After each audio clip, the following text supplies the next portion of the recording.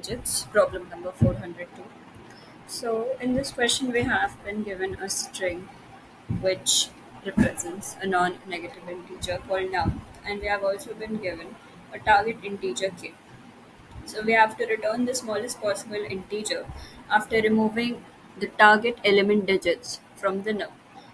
For example, we have been given that we have to remove 3 digits from this number, then it must result into something such that it is the smallest possible number of the given number. Like for example, if we remove 432 from this, then we'll be receiving the smallest possible number, which is 1219 in this question. And one more thing, the order of the elements should be maintained. Like it should be maintained in its original form, and we can only remove the elements which are in the substring form. Now, as for an example 2, we have to remove only one element, and we'll be removing 1. This is so because, first of all, we do not have to have a leading 0 inside this.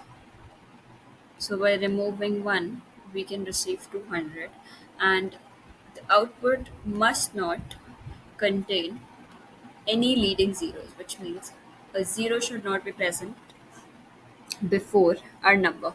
So, how will we approach this question?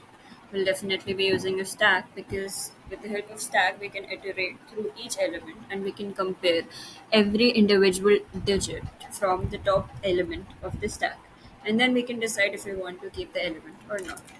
So first we'll start by creating a stack for stack. Then for now, why have we chosen character? We have chosen character because the character maintains the original order of our given number. If we'll use a string instead of a character, it will make the order of the number in increasing order, but we have to maintain the original order of the stack. Num dot to char array. Now, Now we have two choices, that if we want to push an element or if we want to pop an element.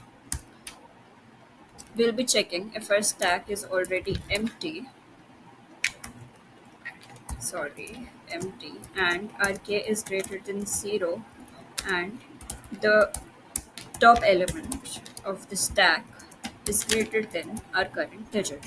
If this is the condition, then we'll simply remove the element and we'll move on to the next number. If this condition is not true, then we'll simply push the digit inside the stack. Now we have to remove the remaining elements.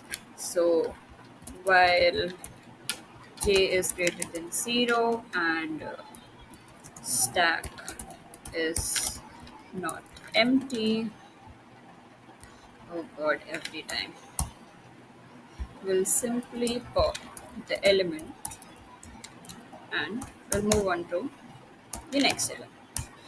Now, the code says that we have to return a string, but the given number we have chosen it as a character. So, in order to return it as a string, we'll be using a string builder function. Sp equals to new string builder. And how will we put elements inside this string builder? First, we'll check that our stack should not be empty. If it is not empty, then we'll simply append the elements we have popped so far. And we'll simply reverse the order because obviously we are using a string builder. So we'll reverse the order. Now we have to also remove the leading zeros.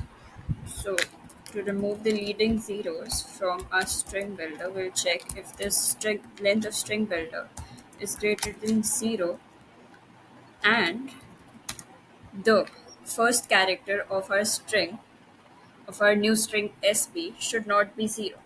We'll check it by s dot shad at 0 first element should not be 0.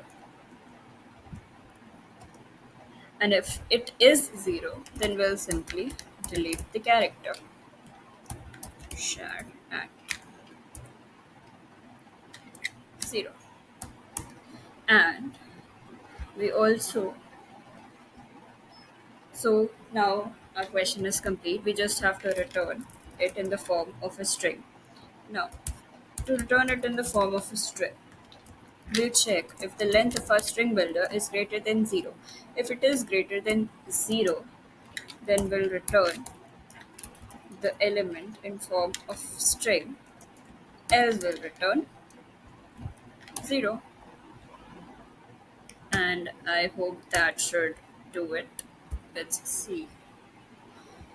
We use the stack here because it kind of gives us a greedy approach to the question. Okay, we receive, okay, the stack is empty.